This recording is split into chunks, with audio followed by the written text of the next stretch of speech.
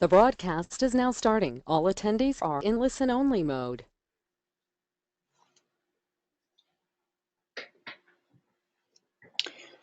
Welcome to the Griffin Hill webinar. As you know, this is an exciting time for us to get together. We've invited Robert with us from Nitro Go Marketing. We are very excited about today's topic. It has great capacity to continue to enhance the pipeline building activities that are essential to grow revenue inside our organizations. We're thrilled to have Robert with us.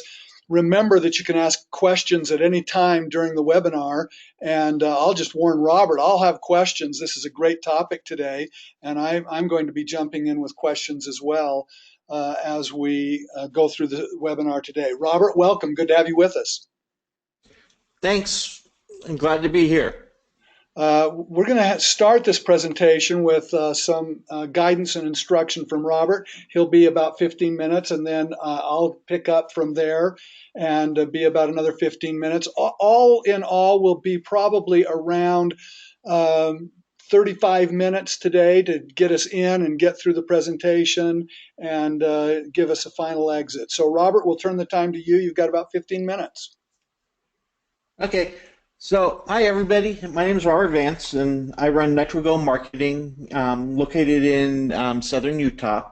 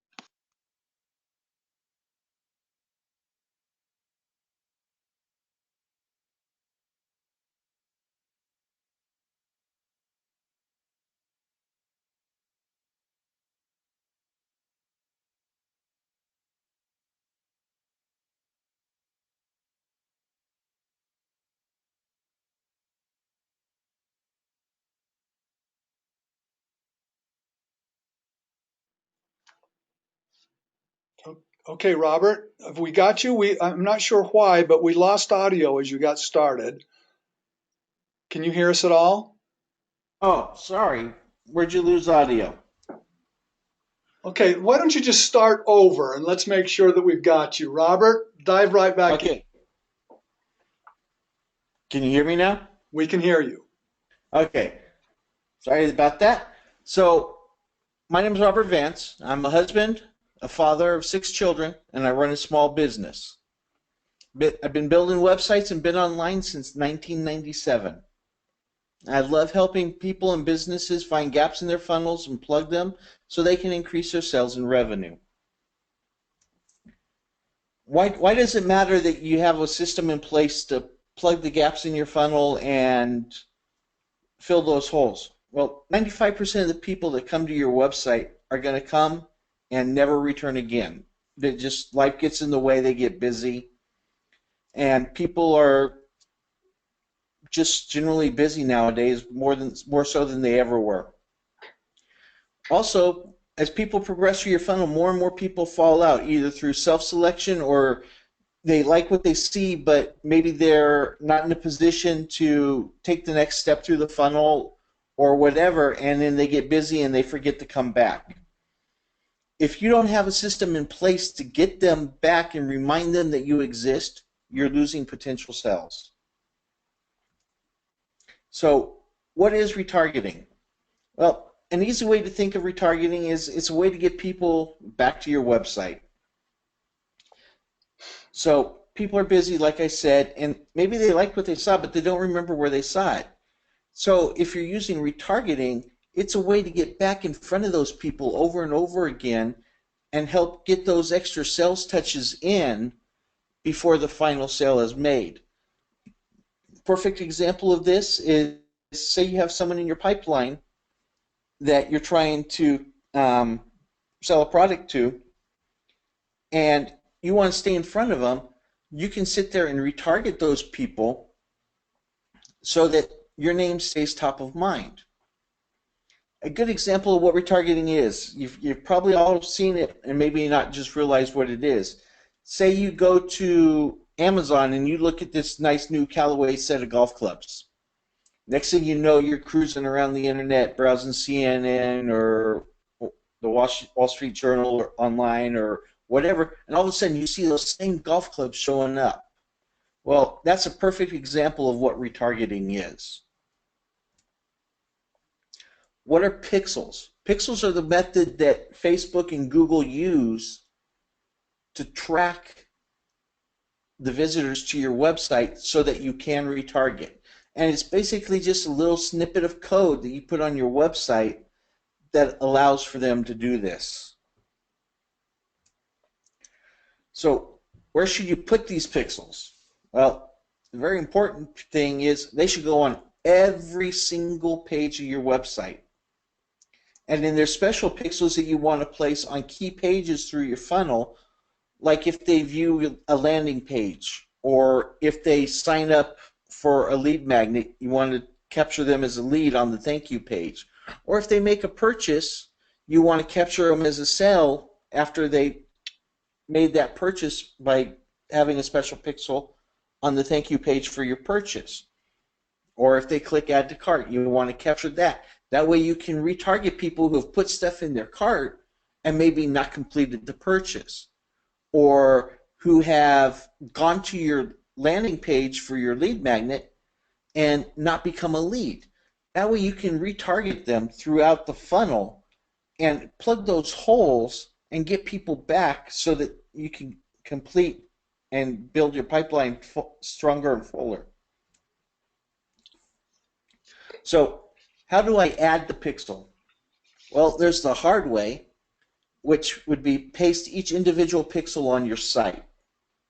So if you have the Google pixel, the AdWords retargeting pixel, the Facebook pixel, and the special page pixels, that's up to 4 pixels on each page.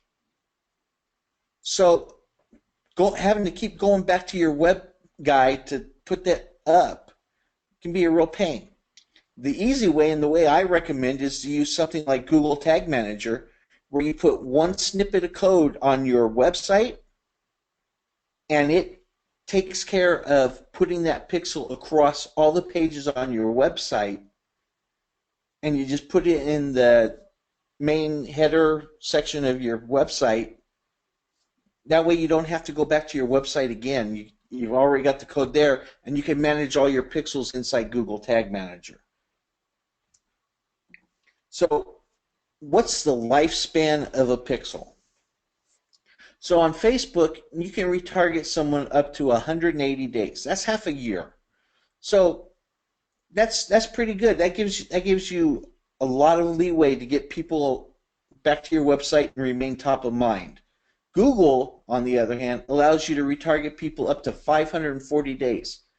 That's almost a year and a half. So that's a long time to be able to sit there and stay top of mind with a potential customer.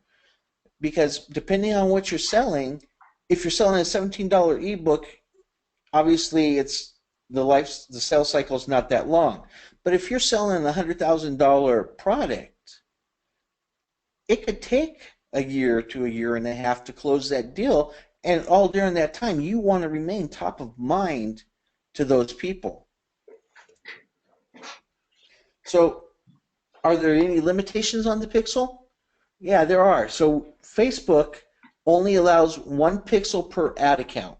So if you're trying to run multiple businesses, you have to have an ad account for each one of those businesses. Google only allows 1 retargeting pixel per Google ad account. So the same thing applies. If you want to have more than 1 retargeting pixel to track people through different businesses, you need more than 1 ad account. And will the pixel work on multiple sites? Yeah, it will. It's best if these sites are interrelated. So say maybe you're using something like your WordPress website for your main site, and then you take them to something like Infusionsoft or Samcart or someplace like that to complete the purchase, and then back to your main site. That's one example of where you would have the pixel on multiple sites. That way you can track it through the entire process of the funnel. So with Google, what you want to do is you want to create an audience for each time frame for each key page. So an example is a landing page. You want an audience for people that visited within 30 days, 60 days, 90 days, 180, 365, 540. Or your thank you page. Thank you pages, I usually go 30, 60, 90 days. But you want to have an audience for each one of those. So the number of audiences you create is limitless, but you want to be able to track through each stage of that. And then the idea behind this is you create ad sets that target people that took one action but not the other. So a perfect example is people who come to your lead magnet page but don't complete the form and become a lead, so they never go to the thank you page. So you want to target people who come to your landing page and exclude the people who went to your thank you page. That way you can retarget the ones who didn't become a lead and show them a different ad and different ads to get them back to your lead page, or maybe to a separate lead page that they may be more interested in, to increase your chances of getting them into your funnel. Facebook, same principle. You create the landing pages, audiences for 30 days, 60 days, 90 days, and you do that for your landing page, your thank you page, your upsell page, etc. And you do the same thing. You create audiences and use those audiences in your ad sets to target the specific visitors that you want to include and exclude people who have completed the action. That way you can get people back to your site and back to your ads and get them into your funnel. Video funnels. This is an interesting one. What if you didn't even have a website at all and you could remarket to people who watched one video on your YouTube channel but didn't watch the other one? How powerful is that? You don't even need a website. You can just retarget based on whether or not people have watched a certain video. You send them to this video and they watch it, and the next sequence in that is maybe a thank you video or an upsell video, and you can retarget people who have watched the first sales video but didn't watch the upsell video because they never made it to that step. What about plugging holes with your CRM? Well, if you're using an automated CRM that does marketing for you, and you have a plugin, there's ways to get those people out of your CRM and create custom audiences for them, both in Facebook and in Google now. Google's recently added that as an option to where you can create custom audiences based on email list. With Facebook, there's a lot of good plugins that will allow you to dynamically add people and take them out of custom audiences. Google, there's not that many tools yet, but they're in the works. So let me give you an example of what a pixel looks like. So here's the inside of Google Tag Manager. And what you do is you create tags, and you just have your Facebook pixel, and all you do is you paste in the code that Facebook gives you and tell it to fire on all pages and then save the tag. That way you can sit there and apply that tag to every single page. Where the real power comes in is, say you want people to get a special tag when they view content on your landing page. You can sit there and put the special Facebook standard event tracking code for view content on that and only fire it on your landing page. so that way it doesn't fire on every single page. It only fires on the page you want people to be tracked on. Same thing with the thank you page. You can sit there and track them as a lead. So the first time we track them as viewing key content, the second time we track them as a lead once they've completed that opt-in form. Now Facebook has a set of 9 standard events. They've got view content, a lead, add to cart, add to wish list, not used very often, initiate checkout. So maybe they added to a product to the cart and they started to check out, but they didn't finish. You know there's a lot of cart abandonment. This gives you a perfect opportunity to get the people who initiate a checkout but never complete the purchase back to complete that purchase. Or maybe they've initiated checkout and they've added payment information, but they didn't complete the purchase. You know that's a hot lead, and something happened that took them off. They're perfect and ripe to retarget and get back there to complete that purchase. Complete registration, you can use this instead of a lead, but where I most often use the complete registration is like if they sign up for a membership site. Search event, if they're searching your website, then you can use the search event and specify what they searched for and all that. They also have another one which is track custom, and you can sit there and give it a custom event name and track all the parameters. Now, the nice thing about the new Facebook pixel versus the old one is you can create custom audiences based on the events they take on your website with the new pixel. The old pixel, you cannot do that. So that gives you a huge, huge plus to be able to retarget. Google Tag Manager, here's a little snippet of code that you put on your website. And there's several ways to do that. If you're using WordPress, then what you can do is there's a couple plugins to use. One is called Google Tag Manager by Tom Duracelli, and you just put in your Google Tag Manager ID, and then you can put it in the footer of your page, or you can use the new codeless injection. He's still working that one out, so generally I just go with the footer because then it shows up on all your pages. The nice thing about this plugin is it's got built-in integration with WooCommerce and Contact Form 7. So you can sit there and track when people do e-commerce events and send that information to Google Tag Manager to capture.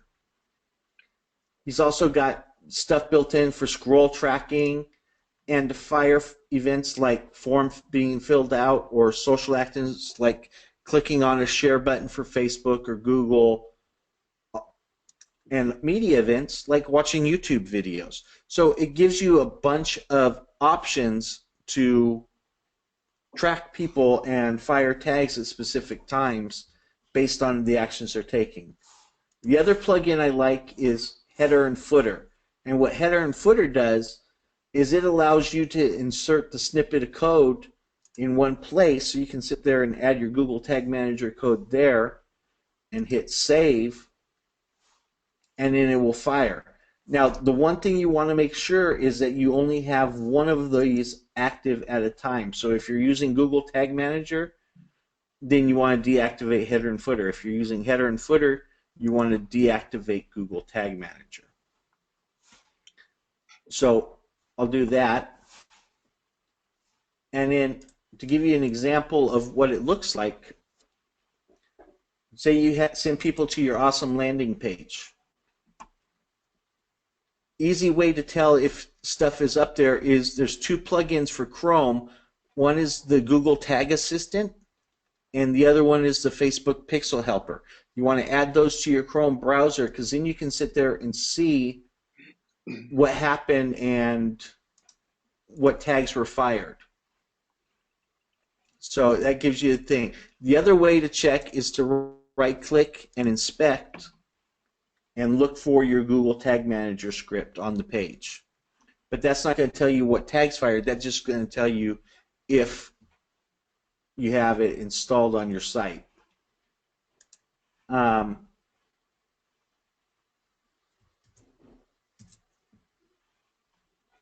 Any questions?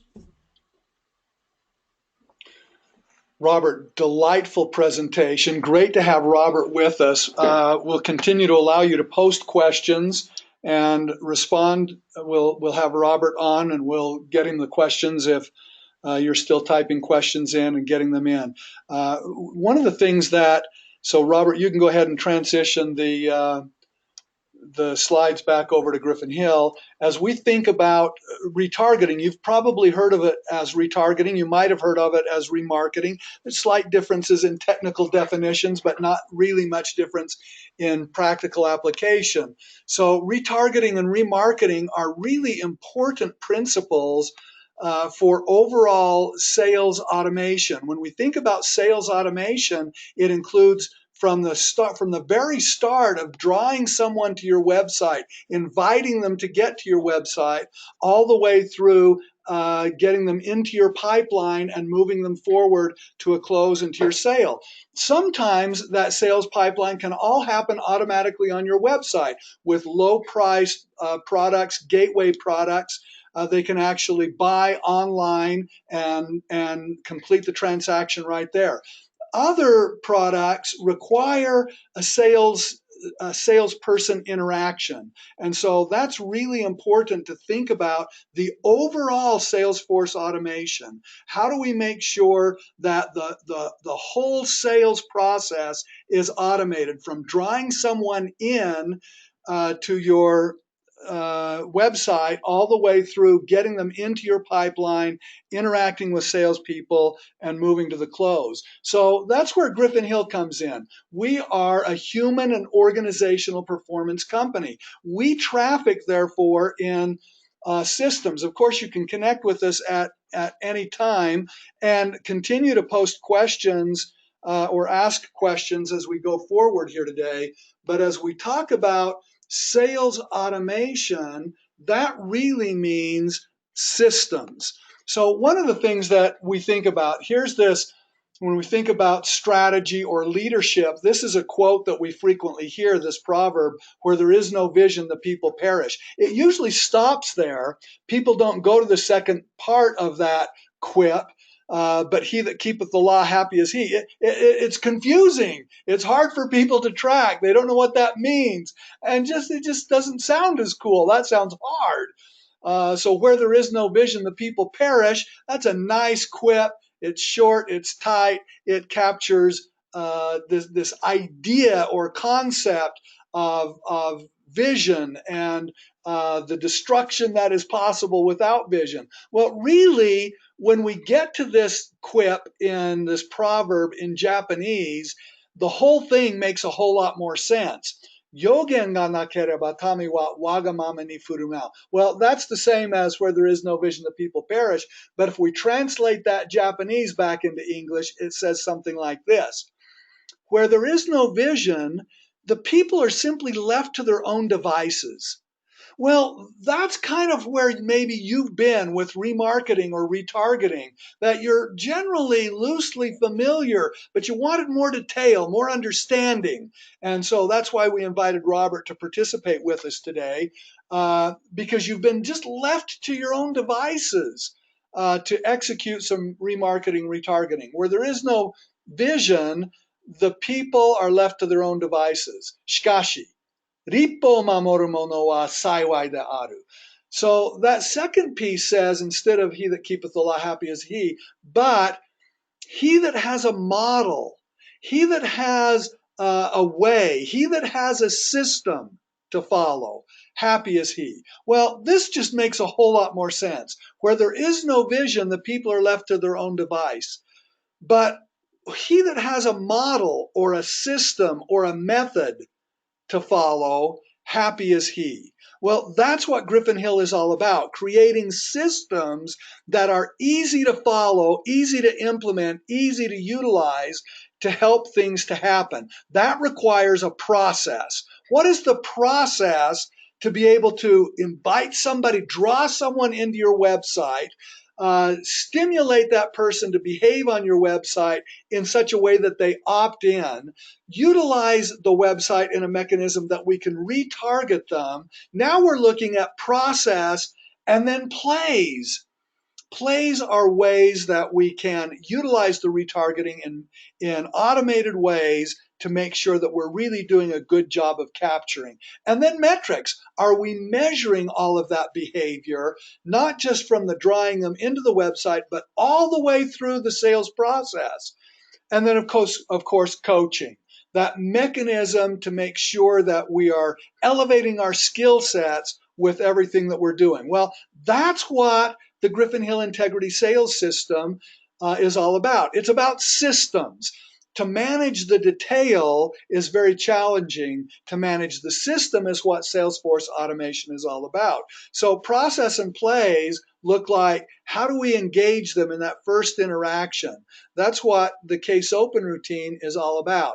Engaging that first interaction. How do we learn more about them so that we can really understand their goals, their priorities, their needs? How do we distill that into a solution that will resolve those problems and needs? Sometimes we have to do an adapted solution or closing interaction. And there's certainly another piece up here left off of this slide, which is fulfillment and follow-up. Well, plays, once we're dealing with the salesperson, this is true on your website. It's true in human interaction. The truth is, words matter. Words influence the way we think and what we think about. So this is all, as you know, Griffin Hill is a research-based human performance company, and that's true in our marketing and in our sales. So when we think about the overall package of your sales automation, automating that whole sales process, making sure that you pay heed to the research where words matter. For example, here's one of the bits of research regarding estimates of speed in automobile accident. So a group of people were shown videotape of the same automobile accident, but then broken up into 3 different groups. They were asked, first group was asked this question: give us an estimate of how fast those cars were going when they bumped into one another. The next group was asked, how fast were those 2 cars going when they hit into one another? The next group was asked, how fast were those 2 cars going when they smashed into one another? Well, as you could probably predict, estimates of speed elevated from group 1 to group 2 and group 2 to group 3. And that's because the words we use influence thought, influence conclusions, influence decisions, actions, and behavior. Well, we could talk about these other research topics as well, but the point of it all is words influence thought and action and behavior. So right from your website and the way you invite people in and the retargeting mechanisms that you use, the words you use, the images you use will influence the way people think and behave. So that's why we talk about this in terms of plays. So there's process, that's now familiar to you. Case open, needs audit, solution presentation, adapted solution, closing interaction, fulfillment, and follow-up.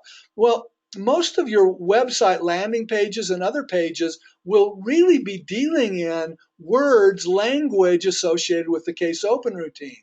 So the basic plays of the case open routine, including rapport. How do you build rapport on that landing page or on that website? What is your headline? What is it that you're grabbing their attention with and helping them to connect with you and with your company and what you do and what you want to do on this particular page? That the same is true when it gets to the individuals, the salespeople. The salespeople want to know what page they landed on or what page they came from so that they know what rapport play, and again, it's not just the rapport play, but what positioning play. How does this particular page position your company? What benefit is offered to guests, people who land, prospects, suspects who land on that page? What evidence is there that what you promise you can deliver? And finally, what are you inviting them to do? What's the call to action? Well, you want to be thinking about that on your website, but also when it transitions into the salesperson, the same thing happens. Well, again, that's how systems work for Griffin Hill. Let me give you an example. We had one of my new salesperson called back in the other day to say, "Man, the system is so incredible. I just received a phone call and it said somebody just visited the website. They got this rapport message, this positioning message, and this benefit, and they're now on the line. You're ready to take the call." The salesperson then was immediately ready to go right to the rapport, position, benefit, prove, and an invitation to move forward by talking about the needs and goals and priorities of the suspect. That phone call was to the salesperson from, they already had the suspect on the line. The suspect didn't dial in, but the suspect had hit something on our website. They got an automated call from us. The salesperson was noticed what they looked at on the website and was able to pick up that call and move the sale forward. That's sales automation. From the time somebody opts in on your website until they actually are talking with the salesperson, the shorter that period of time, the better off everyone is. You serve customers better and you serve your sales force better. That's sales automation. Well, this is process. These are plays. What words do you use to help continue to advance that sales process? Well, so in the case open routine, we just looked at rapport, positioning, benefit, prove, and schedule the next event. Rapport is simply, this is who we are. We're just connecting with you. Positioning, this is what we do. Benefit, this is why people just like you care. And of course, the proof, here's the evidence. Schedule the next event. Let's act on that invitation. So what we know is that people perform to deadlines. All the research tells us that people perform to deadlines. If it's not on their calendar, if it's not firm with a date and time, it probably won't get done. So dates and times and deadlines give our lives order and organization and meaning. It gives us the right priorities for the time. This is a major revelation to some people, that you can actually schedule your results. You can actually schedule successful outcomes. And you do that by getting important things onto your calendar and moving forward. Well, if we just move back and look at our previous slide, that's what this schedule the next event is all about. That's why we don't say schedule the next appointment. It's the event. It's the process. It's the progression that we're scheduling. We're advancing and scheduling our success. That's the major revelation. Well, take a minute and reflect. What stood out to you as you thought about this whole notion of Salesforce automation or sales automation? From the time somebody enters your website to the time that you're retargeting them with messages to draw them back in, to the transition into your sales team and the words and language that a salesperson uses to make sure that they continue to advance in the cycle. What stood out to you as you thought about retargeting, or as you thought about sales automation, or making sure that you get that lead directly to your salesperson as rapidly as possible while it's still warm and the interest is at its peak? What ideas pierced your soul? What do you want to make sure you remember? What do you want to share with somebody else? What do you want to apply and use? Take just a moment and reflect and write on one or two or three things that were important to you in this discussion. As you are writing, consider, what is it you can do about this? What is it that you want to act on? Well, as you think about the actions, one of the things that we're certainly willing to do for you is give you a free sales automation consultation so that it's not just about your sales team and coaching and training for them, but automating that whole process of making sure that we get them in, that we're getting the retargeting, that the language, the words we're using are correct, making sure that we're thinking about how do we actually, when they opt in, make sure that they land with a salesperson so that the salesperson and the prospect are both having a great experience. If you want to just text GH, standing for, of course, Griffin Hill, to 863-225-7444, we'll make sure that we have a good consultation about what you're currently doing, what your goals and objectives are, and then give you some ideas that will help you to do a great job of making sure that you're guiding the whole automation of the sale from introduction all the way through connecting with the salesperson and the process and plays that the salespeople are using. Look, there's absolutely no obligation to you when you text GH to 863-225-7444. But we're here to help. That's why we do these webinars, is so that you get the help that will guide you and elevate your game, that you'll get better results in everything you do in your marketing and in your sales so that you're more prosperous than ever before. So look, always great to be with you in our Griffin Hill webinars. Great to have you with us again today.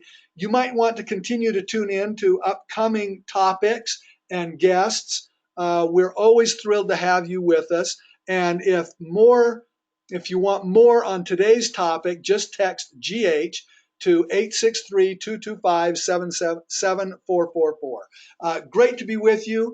And we look forward to having you join us in an upcoming webinar. Take care and may you prosper.